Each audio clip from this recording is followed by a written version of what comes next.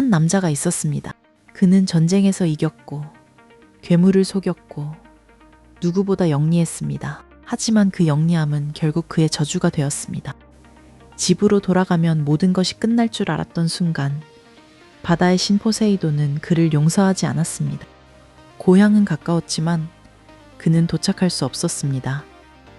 사랑하는 아내와 아들이 기다리고 있었지만 그는 10년 동안 바다 위를 떠돌아야 했습니다. 그 남자의 이름은 오디세우스였습니다. 그는 그리스 서쪽 바다에 있는 작은 섬 이타카의 왕이었고 트로이 전쟁에 참여하기 위해 고향을 떠난 사람이었습니다. 전쟁은 무려 10년 동안 이어졌습니다. 오디세우스가 출정할 때 갓난아이였던 아들 텔레마코스는 아버지의 얼굴을 기억하지 못한 채 자랐습니다. 아내 페넬로페는 남편이 살아있는지조차 알 수 없는 시간을 견뎌야 했습니다. 전쟁이 끝난 뒤 오디세우스가 바란 것은 더 큰 영토도 새로운 전쟁도 아니었습니다. 이타카로 돌아가 가족을 다시 만나는 일이었습니다. 하지만 귀향길에서 그는 외눈박이 거인 폴리페모스를 속여 살아남은 뒤 안전한 배 위에서 자신의 진짜 이름을 외쳤습니다. 자신을 이긴 사람이 누구인지 영원히 기억하라는 자랑이었습니다. 문제는 폴리페모스가 평범한 괴물이 아니었다는 데 있었습니다. 그는 바다의 신 포세이돈의 아들이었습니다. 아들의 기도를 들은 포세이돈은 오디세우스의 귀향을 가로막기 시작했습니다. 그날부터 바다는 고향으로 가는 길이 아니라 신의 분노가 기다리는 거대한 감옥이 되었습니다. 호메로스의 오디세이아는 이 긴 여정의 막바지부터 이야기를 시작합니다. 하지만 오늘은 신화를 처음 접하는 분도 모든 원인과 결과를 따라갈 수 있도록 트로이 전쟁이 끝난 순간부터 시간 순서대로 살펴보겠습니다. 괴물을 속여 살아남은 지혜는 왜 저주가 되었을까요? 그리고 오디세우스는 왜 배와 동료를 모두 잃은 뒤에야 집으로 돌아갈 수 있었을까요? 오늘 신화담은 오디세우스라는 이름이 저주가 된 순간부터 시작합니다. 먼저 오디세우스가 어떤 사람이었는지 알아야 합니다. 그리스 신화의 영웅들은 대개 힘과 혈통으로 이름을 남겼습니다.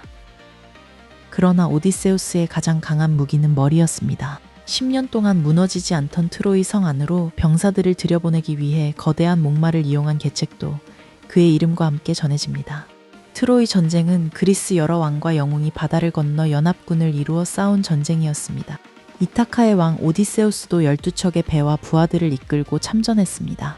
전쟁이 끝났을 때 그는 이미 10년 동안 집을 비운 상태였습니다. 이타카에는 아내 페넬로페와 이제 청년이 되어가는 아들 텔레마코스가 있었습니다. 오디세우스에게 귀향은 단순히 항구로 돌아가는 일이 아니었습니다. 남편과 아버지, 그리고 왕의 자리로 돌아가는 일이었습니다. 그런데 트로이를 떠난 직후부터 길은 어긋났습니다. 첫 번째로 도착한 곳은 키코네스족의 도시 이스마로스였습니다. 전쟁에서 막 승리한 오디세우스의 군대는 그 도시를 공격하고 전리품을 빼앗았습니다. 오디세우스는 주변의 지원군이 오기 전에 떠나야 한다고 재촉했습니다. 하지만 부하들은 승리에 취해 있었습니다. 술과 음식, 빼앗은 물건을 더 챙기느라 해변에 머물렀습니다. 그 지체가 원인이 되어 다음날 키코네스의 증원군이 몰려왔고 각 배에서 6명씩 동료가 죽었습니다. 이들의 첫 번째 손실은 괴물이나 신 때문에 일어난 일이 아니었습니다. 전쟁이 끝났는데도 약탈을 멈추지 못한 욕심, 그리고 떠나야 할 때 떠나지 않은 선택이 만든 결과였습니다. 남은 배들은 서둘러 바다로 나갔지만 거센 북풍이 항로를 뒤틀었습니다. 그들이 떠밀려간 곳에는 연꽃 열매를 먹고 사는 사람들이 있었습니다. 그 열매에는 사람을 죽이는 독이 없었습니다. 더 무서운 것은 집으로 돌아가야 한다는 마음을 지워버리는 힘이었습니다. 열매를 맛본 부하들은 이타카도, 가족도, 항해도 잊은 채 그곳에 남고 싶어 했습니다. 오디세우스는 울며 버티는 동료들을 강제로 배에 끌어올리고 노젓는 자리 아래 묶었습니다. 그들을 살리기 위해서는 그들이 원하는 것을 거부해야 했습니다. 지금까지 상황을 정리하면 이렇습니다. 오디세우스는 12척의 함대를 이끌고 트로이를 떠났지만 약탈 뒤의 지체로 많은 동료를 잃었습니다. 이어 폭풍 때문에 항로를 벗어났고 이번에는 고향 자체를 잊게 만드는 유혹을 만났습니다. 오디세이아에서 귀향을 방해하는 힘은 처음부터 포세이돈만이 아니었습니다. 욕심과 망각, 그리고 목적지를 잊게 만드는 달콤함도 같은 방향에서 그들을 붙잡고 있었습니다. 얼마 뒤 함대는 키클롭스들이 사는 땅에 도착했습니다. 키클롭스는 이마 한가운데 눈 하나를 가진 거인 종족입니다. 그들은 도시나 법정 없이 각자의 동굴에서 가족과 가축을 돌보며 살았습니다. 오디세우스는 배 전체를 데려가지 않고 12명의 동료만 골라 커다란 동굴로 들어갔습니다. 안에는 치즈와 우유, 양과 염소가 가득했습니다. 부하들은 음식을 조금 챙겨 즉시 떠나자고 했습니다. 하지만 오디세우스는 동굴의 주인을 만나고 싶어 했습니다. 당시 그리스인들에게 낯선 여행자를 맞아 음식과 잠자리를 주고 선물을 건네는 손님 대접은 신들이 지켜보는 중요한 관습이었습니다. 오디세우스는 자신도 그런 대접과 선물을 받을 수 있다고 생각했습니다. 그 기대는 치명적인 오판이었습니다. 동굴의 주인 폴리페모스가 양떼를 몰고 돌아왔습니다. 산처럼 거대한 그는 입구를 거대한 바위로 막았습니다. 사람의 힘으로는 움직일 수 없는 바위였습니다. 오디세우스는 자신들이 트로이에서 돌아오는 그리스인이라며 손님을 보호하는 신 제우스를 존중해달라고 요청했습니다. 그러나 폴리페모스는 키클롭스가 제우스보다 강하다며 그 관습을 비웃었습니다. 그리고 오디세우스의 동료들을 붙잡아 삼켰습니다. 오디세우스는 칼로 잠든 거인을 죽일 수도 있었습니다. 하지만 거인이 죽으면 동굴 입구의 바위를 치울 사람이 사라집니다. 복수하면 자신들도 갇혀 죽는 상황이었습니다. 그래서 그는 힘이 아니라 탈출 순서부터 계산했습니다. 오디세우스는 트로이에서 가져온 독한 포도주를 폴리페모스에게 권했습니다. 술에 취한 거인이 이름을 묻자 이렇게 대답했습니다. 내 이름은 아무도 아니다. 폴리페모스가 깊이 잠들자 오디세우스와 동료들은 불에 달군 올리브 나무 말뚝으로 그의 하나뿐인 눈을 찔렀습니다. 비명을 들은 다른 키클롭스들이 동굴 밖으로 몰려와 물었습니다. 누가 너를 해치느냐? 폴리페모스는 소리쳤습니다. 아무도가 나를 죽이려 한다. 이웃들은 아무도 해치지 않는다면 신이 내린 병일 것이라며 돌아갔습니다. 거짓 이름 하나가 도움을 부르지 못하게 만든 것입니다. 하지만 아직 바위문이 남아 있었습니다. 다음 날 아침 폴리페모스는 양들을 밖으로 내보내며 등에 손을 얹어 사람이 타고 있는지 확인했습니다. 오디세우스는 동료들을 거대한 양의 배 아래 묶었습니다. 거인은 등만 더듬었기 때문에 그들은 들키지 않고 동굴을 빠져나올 수 있었습니다. 여기까지였다면 오디세우스의 계획은 완벽했습니다. 그는 호기심 때문에 동료를 위험에 빠뜨렸지만 재치로 살아남을 길을 만들었습니다. 그러나 배가 해안에서 멀어지자 그는 참지 못했습니다. 자신을 이긴 사람이 누구인지 알려주고 싶었습니다. 그리스 영웅에게 이름은 명예였고 아무도라는 가짜 이름 뒤에 숨으면 승리의 명성도 남지 않았습니다. 오디세우스는 폴리페모스를 조롱했고 마침내 자신의 이름과 아버지의 이름, 고향 이타카까지 외쳤습니다. 그 순간 폴리페모스는 이제 누구에게 복수를 청해야 하는지 알게 되었습니다. 그는 아버지 포세이돈에게 오디세우스가 고향에 돌아가지 못하게 해달라고 기도했습니다. 설령 돌아가더라도 동료를 모두 잃고 남의 배를 타고 아주 늦게 돌아가게 해달라고 빌었습니다. 오디세우스가 이름을 숨겼을 때 그 이름은 생명을 구했습니다. 이름을 자랑했을 때 같은 이름은 포세이돈의 분노가 찾아갈 주소가 되었습니다. 이 사건이 이후 모든 재난을 혼자 만든 것은 아닙니다. 부하들의 불복종과 다른 신들의 판단도 계속 작용합니다. 다만 이 순간부터 바다를 지배하는 신이 오디세우스의 귀향을 막는 가장 강한 적이 된 것은 분명합니다. 폴리페모스의 섬을 떠난 오디세우스 일행은 바람을 다스리는 아이올로스의 섬에 도착했습니다. 아이올로스는 한 달 동안 그들을 환대하고 귀향을 도울 특별한 선물을 주었습니다. 그는 이타카로 불어가는 순풍만 남겨두고 항해를 방해할 사나운 바람들을 가죽자루 안에 묶었습니다. 자루만 열지 않으면 배는 곧장 고향으로 갈 수 있었습니다. 9날 동안 오디세우스는 거의 쉬지 않고 직접 키를 잡았습니다. 10째 날, 마침내 이타카의 불빛과 사람들이 피운 연기가 보일 만큼 가까워졌습니다. 그제야 그는 안심하고 잠이 들었습니다. 바로 그때 부하들의 의심이 폭발했습니다. 그들은 아이올로스가 선장에게 금과 은을 몰래 주었다고 생각했습니다. 오디세우스가 전리품을 혼자 차지한다고 믿은 것입니다. 부하들이 자루에 매듭을 풀자 갇혀있던 바람이 한꺼번에 터져 나왔습니다. 배들은 눈앞의 이타카에서 다시 아이올로스의 섬까지 밀려갔습니다. 오디세우스는 다시 도움을 청했습니다. 그러나 아이올로스는 신들이 미워하는 사람을 자신이 도울 수 없다며 그를 내쫓았습니다. 이번 실패의 원인은 포세이돈의 파도만이 아니었습니다. 선장과 부하 사이에 쌓인 불신이 고향을 눈앞에 두고도 배를 되돌렸습니다. 그 다음 도착한 곳은 라이스트 리고네스라는 식인 거인들의 땅이었습니다. 좁은 입구 안쪽에 잔잔한 항구가 있었고 대부분의 선장은 안전해 보이는 안쪽에 배를 묶었습니다. 오디세우스만 자신의 배를 항구 입구 바깥에 두었습니다. 그 선택이 생사를 갈랐습니다. 거인들은 절벽 위에서 바위를 던져 항구 안의 배들을 부쉈습니다. 좁은 입구 때문에 배들은 빠져나오지 못했습니다. 바깥에 있던 오디세우스의 배 한 척만 밧줄을 끊고 달아났습니다. 트로이를 떠날 때 12척이던 함대는 이제 단 한 척이 되었습니다. 살아남은 이들이 도착한 곳은 여신이자 마법사인 키르케의 섬 아이아이아였습니다. 정찰을 나간 동료들은 키르케가 내놓은 음식과 술을 먹은 뒤 돼지로 변했습니다. 오디세우스가 그들을 구하러 가는 길에 전령의 신 헤르메스가 나타났습니다. 헤르메스는 키르케의 약을 막아줄 몰리라는 약초를 건네고 마법이 통하지 않을 때 칼을 뽑아 항복을 받아내라고 알려주었습니다. 오디세우스는 그 조언대로 마법을 견뎠고 키르케에게 동료들을 원래 모습으로 돌려놓게 했습니다. 적이었던 키르케는 이후 이들의 보호자와 안내자가 되었습니다. 그러나 안전을 얻자 또 다른 문제가 생겼습니다.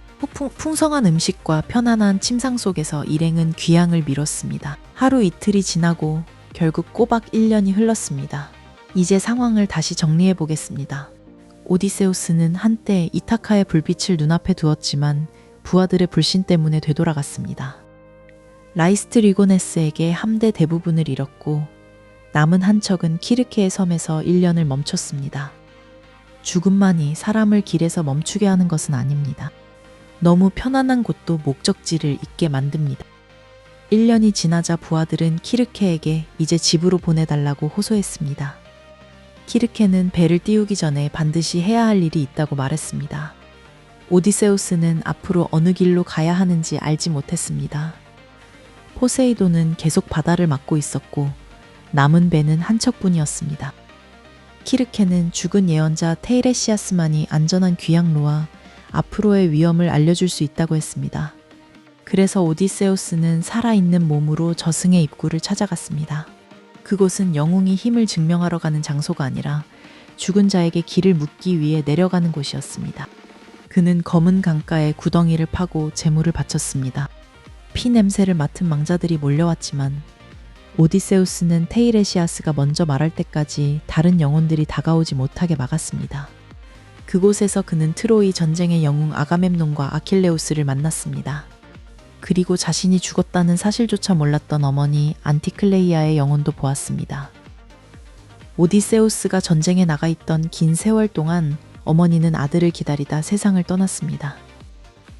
그는 3번이나 어머니를 안으려 했지만 손은 그림자 같은 몸을 통과했습니다.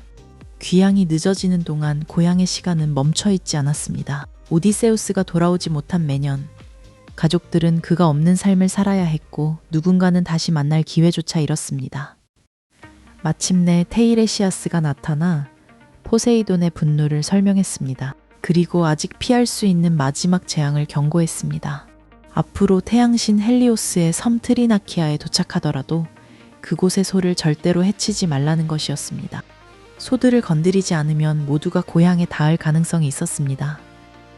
하지만 경고를 어기면 배와 동료를 모두 잃고 오디세우스만 남의 배를 타고 늦게 돌아가게 될 것이라고 했습니다. 이 예언은 이미 정해진 결말을 통보한 말이 아니었습니다. 무엇을 하지 말아야 하는지 알려주는 조건부 경고였습니다. 선택이 달라지면 결과도 달라질 수 있었습니다. 오디세우스는 위험의 이름과 피하는 방법을 모두 들었습니다. 그러나 앞으로 필요한 것은 지식이 아니라 굶주림과 공포 속에서도 그 지식을 지키는 일이었습니다. 저승에서 돌아온 오디세우스는 다시 키르케의 섬으로 향했습니다. 키르케는 이제 실제 항로를 짚어주며 앞으로 만날 위험을 하나씩 설명했습니다. 첫 번째는 세이렌의 노래였습니다. 세이렌은 지나가는 사람의 이름과 욕망을 꿰뚫어 보듯 노래했습니다. 그 목소리를 들은 선원은 배를 멈추고 섬으로 향했고 다시 돌아오지 못했습니다. 섬 주변에는 노래에 홀린 채 죽어간 사람들의 뼈가 쌓여 있었습니다. 오디세우스에게는 피하는 방법이 있었습니다. 모든 사람의 귀를 막으면 됐습니다. 그러나 그는 위험을 알면서도 그 노래가 무엇을 말하는지 직접 듣고 싶어 했습니다. 그는 부하들의 귀를 밀랍으로 막았습니다. 자신은 돛대에 단단히 묶게 하고 풀어달라고 아무리 애원해도 줄을 더 세게 조이라고 명령했습니다. 배가 섬에 가까워지자 세이렌은 오디세우스의 이름을 불렀습니다. 트로이에서 일어난 모든 일을 알고 있으며 노래를 들으면 더 많은 지혜를 얻을 수 있다고 유혹했습니다. 오디세우스는 미친 듯이 몸부림치며 밧줄을 풀어달라고 신호했습니다. 하지만 소리를 듣지 못하는 부하들은 미리 받은 명령만 따랐습니다. 그들은 밧줄을 더 단단히 조이고 계속 노를 저었습니다. 오디세우스는 자신의 호기심을 없애지 못했습니다. 대신 미래의 자신이 약해질 순간을 예상하고 동료와 밧줄로 그 약함을 통제했습니다. 세이렌의 섬을 지나자 더 어려운 선택이 기다렸습니다. 좁은 해협 한쪽에는 바닷물을 통째로 빨아들였다가 토해내는 거대한 소용돌이 카리브디스가 있었습니다. 다른 쪽 절벽에는 6개의 긴 목과 머리를 가진 괴물 스킬라가 숨어 있었습니다. 카리브디스 쪽으로 가면 배 전체가 사라질 수 있었습니다. 스킬라 쪽으로 가면 6명은 잃지만 나머지는 살아남을 가능성이 있었습니다. 모두를 구하는 세 번째 길은 없었습니다. 키르케는 배 전체를 지키려면 스킬라 쪽으로부터 지나가야 한다고 말했습니다. 오디세우스는 부하들이 공포에 질려 노를 놓을 것을 두려워해 스킬라의 존재를 알리지 않았습니다. 배가 절벽 아래를 지나는 순간 스킬라의 6머리가 내려와 선원 6명을 낚아챘습니다. 오디세우스는 그들이 자신의 이름을 부르며 끌려가는 모습을 보았지만 아무것도 할 수 없었습니다. 이 선택은 영웅이 모두를 구하는 장면이 아니었습니다. 배 전체가 죽는 결과를 피하기 위해 6명의 죽음을 감당한 장면이었습니다. 오디세우스와 남은 동료들은 세이렌의 유혹과 두 괴물의 해협을 통과했습니다. 이제 저승에서 들었던 마지막 경고, 헬리오스의 소가 있는 섬만 남아 있었습니다. 그들이 도착한 트리나키아는 태양신 헬리오스의 신성한 소와 양이 풀을 뜯는 섬이었습니다. 테이레시아스와 키르케가 모두 경고했던 바로 그곳이었습니다. 오디세우스는 애초에 섬에 내리지 않으려 했습니다. 하지만 부하들은 긴 항해 뒤에 육지에서 쉬지 않으면 더 버틸 수 없다고 반발했습니다. 특히 오디세우스의 친척이자 부관인 에우리로코스가 선원들의 불만을 대신해 상륙을 요구했습니다. 결국 오디세우스는 한 가지 조건을 걸고 섬에 내렸습니다. 가져온 식량만 먹고 헬리오스의 가축에는 절대로 손대지 않는다는 맹세였습니다. 그러나 출항하려 할 때 폭풍이 시작되었습니다. 바람은 한 달 가까이 배를 붙잡았습니다. 준비한 곡식과 포도주가 떨어지자 사람들은 물고기와 새를 잡아먹으며 버텼습니다. 그것마저 구하기 어려워지자 굶주림이 약속보다 커졌습니다. 어느 날 오디세우스는 신들에게 길을 열어달라고 기도하기 위해 동료들과 떨어졌습니다. 신들은 그를 깊은 잠에 빠뜨렸습니다. 그 사이 에우리로코스가 선원들을 설득했습니다. 바다에서 굶어 죽느니 가장 좋은 소를 잡아 신들에게 제물로 바치고 먹자고 했습니다. 살아서 이타카에 돌아가면 헬리오스를 위해 훌륭한 신전을 세우면 용서받을 수 있다고 주장했습니다. 그들은 경고의 뜻을 몰라서 어긴 것이 아니었습니다. 굶주림 앞에서 나중의 보상으로 지금의 금기를 갚을 수 있다고 스스로 합리화했습니다. 선원들은 신성한 소를 잡아 엿새 동안 먹었습니다. 잠에서 깬 오디세우스는 고기 냄새를 맡고 이미 모든 것이 끝났다는 사실을 알았습니다. 소를 돌보던 헬리오스의 딸들은 아버지에게 범행을 알렸습니다. 헬리오스는 제우스에게 범인들을 벌하지 않으면 저승으로 내려가 죽은 자들에게 빛을 비추겠다고 항의했습니다. 7째 날 바람이 잦아들자 배는 다시 바다로 나갔습니다. 바로 그때 하늘이 검게 닫혔습니다. 제우스의 벼락이 돛대와 선체를 갈랐고 배는 산산조각 났습니다. 오디세우스의 동료들은 한 사람도 살아남지 못했습니다. 트로이를 떠날 때 12척이던 함대와 수많은 부하 가운데 이제 오디세우스 혼자만 남았습니다. 그는 부서진 돛대와 용고를 묶어 뗏목처럼 매달렸습니다. 물결은 그를 다시 카리브디스 근처로 끌고 갔습니다. 오디세우스는 소용돌이 위에 무화과나무에 매달려 삼켜졌던 잔해가 다시 떠오르기만을 기다린 뒤 간신히 바다로 내려왔습니다. 포세이돈의 분노는 귀향길을 험하게 만들었습니다. 그러나 마지막 배를 부순 직접적인 원인은 동료들이 분명히 들었던 경고를 어긴 선택이었습니다. 오디세우스의 지혜는 다시 그 한 사람을 살렸습니다. 하지만 이제 그 지혜로 지켜야 할 동료는 아무도 남지 않았습니다. 혼자 남은 오디세우스는 아흐레 동안 바다를 떠돌다 님프 칼립소가 사는 오기기아 섬에 닿았습니다. 칼립소는 그를 구해 돌보았고 곁에 머물게 했습니다. 오디세우스가 섬에 남아 자신의 남편이 된다면 늙지도 죽지도 않게 해주겠다고 약속했습니다. 아름다운 동굴과 풍성한 음식, 여신의 사랑과 영원한 생명까지 인간이 바랄 수 있는 거의 모든 것이 그곳에 있었습니다. 하지만 선택할 수 없는 안락함은 감옥과 다르지 않았습니다. 오디세우스는 낮마다 바닷가에 앉아 이타카 쪽을 바라보며 울었습니다. 그는 배도 동료도 없었고 칼립소의 허락 없이는 섬을 떠날 수도 없었습니다. 호메로스의 오디세이아가 독자에게 오디세우스를 처음 보여주는 시점이 바로 이 무렵입니다. 트로이 전쟁이 끝난 뒤에 앞선 모험들은 나중에 오디세우스가 직접 들려주는 회상으로 등장합니다. 오늘 이야기를 시간 순서로 풀고 있는 이유도 이 복잡한 구조를 처음 보는 분이 쉽게 따라오도록 하기 위해서입니다. 오디세우스에게 집은 가장 아름답거나 풍요로운 장소가 아니었습니다. 페넬로페는 불멸의 여신이 아니었고 이타카는 거칠고 작은 섬이었습니다. 그래도 그는 영원한 생명보다 유한한 가족과 자신의 고향을 선택했습니다. 오디세우스가 오기기아에서 보낸 시간은 7년이었습니다. 그동안 지혜의 여신 아테나는 그를 돕고 싶었지만 포세이돈의 분노 때문에 신들 사이에서도 귀양 문제는 쉽게 풀리지 않았습니다.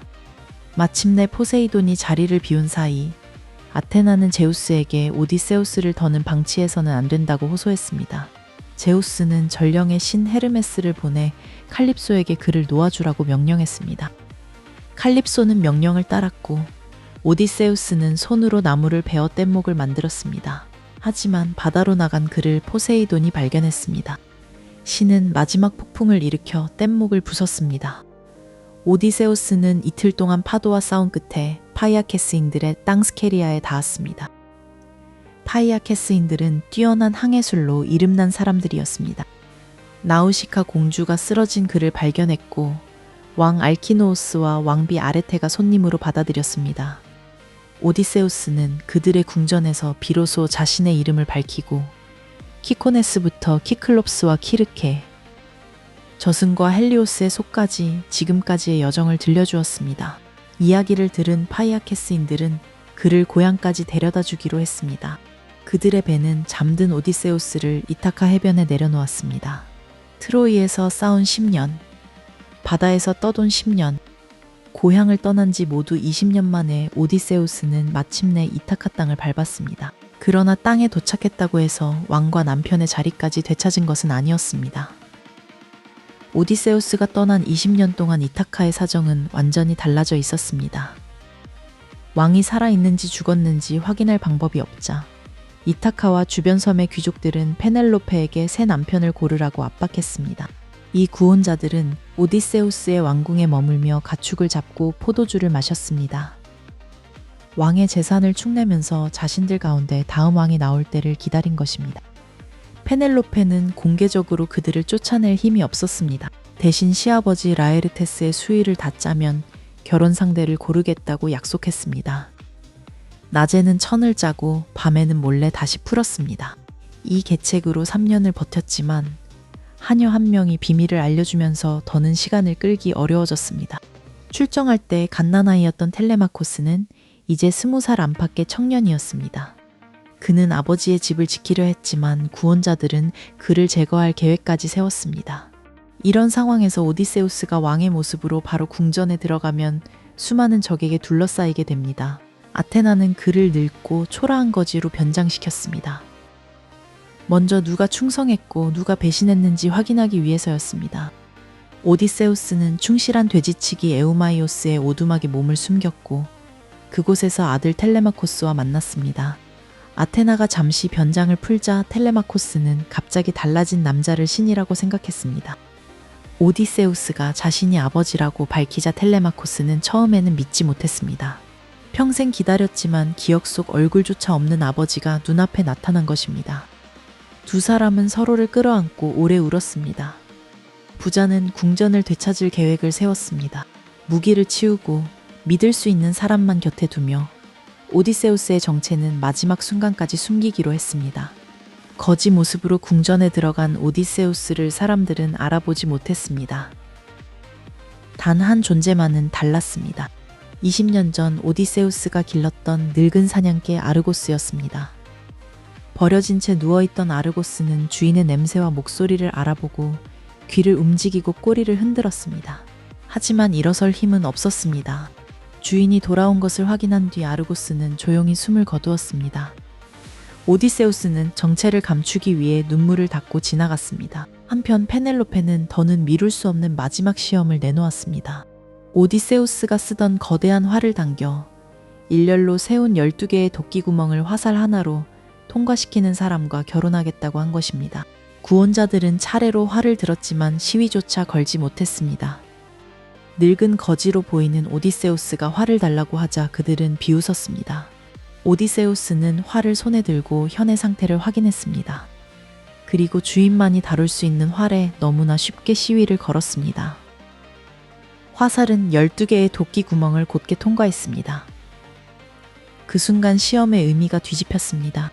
페넬로페의 새 남편을 고르는 자리가 아니라 돌아온 왕이 자신의 무기와 집을 되찾는 자리가 된 것입니다. 오디세우스는 활을 든 채 자신의 정체를 밝혔습니다. 텔레마코스와 충성스러운 하인들이 문을 지켰고 궁전 안에서는 구원자들과의 싸움이 벌어졌습니다. 아테나의 도움을 받은 오디세우스는 긴 싸움 끝에 왕궁을 되찾았습니다. 자신이 없는 동안 집을 점거하고 아들을 죽이려 했던 사람들에게 복수한 것입니다. 그러나 가장 중요한 재회는 아직 남아 있었습니다. 페넬로페는 눈앞의 남자를 곧바로 남편으로 받아들이지 않았습니다.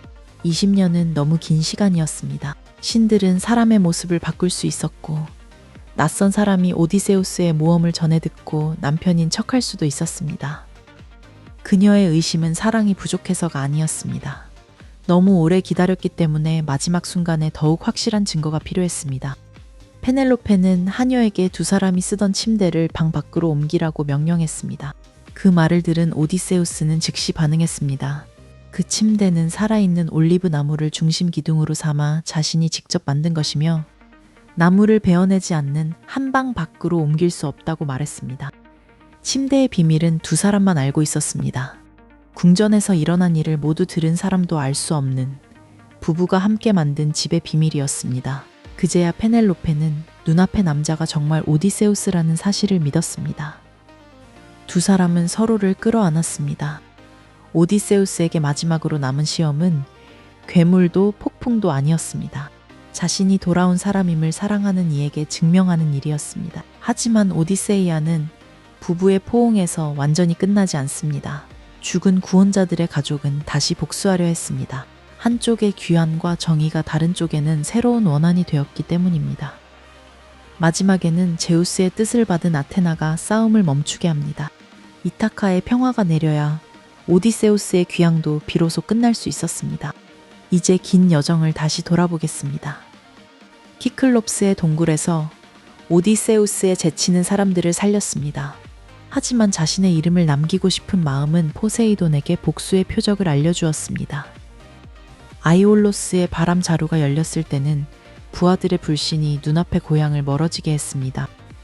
키르케의 섬에서는 안락함이 1년을 빼앗았습니다. 헬리오스의 섬에서는 굶주림과 합리화가 마지막 경고를 무너뜨렸고 그 결과 모든 동료가 목숨을 잃었습니다. 그러므로 오디세우스의 10년은 한 번의 자만 때문에 내려진 단순한 벌만은 아닙니다. 신의 분노와 인간의 욕심, 불신, 호기심, 두려움이 서로 이어지며 귀향을 늦춘 시간이었습니다. 그가 쌓은 가장 무서운 적은 외눈박이 거인 하나가 아니었습니다. 집을 잊게 만드는 달콤함, 끝없이 머물게 하는 안락함, 자신의 이름을 증명하고 싶은 욕망, 어려움 앞에서 약속을 바꾸는 마음이었습니다. 오디세우스는 승리자의 모습으로 귀환하지 않았습니다. 배도 군대도 전리품도 없이 남의 배에 실려 잠든 채 돌아왔습니다. 그러나 모든 것을 잃은 뒤에도 그가 끝까지 놓지 않은 것이 있었습니다. 자신이 돌아가야 할 곳의 이름이었습니다.